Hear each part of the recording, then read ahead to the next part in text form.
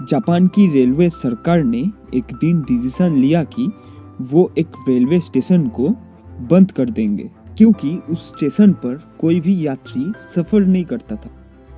लेकिन जापान की रेलवे सरकार ने एक दिन देखा कि एक लड़की रोज सुबह उस स्टेशन से ट्रेन पकड़ के पढ़ाई करने के लिए स्कूल जाती है। तब रेलवे सरकार ने डिसीजन लिया कि जब तक वो लड़की हाई स्कूल से ग्रेजुएटेड नहीं हो जाती तब तक वो स्टेशन बंद नहीं होगा।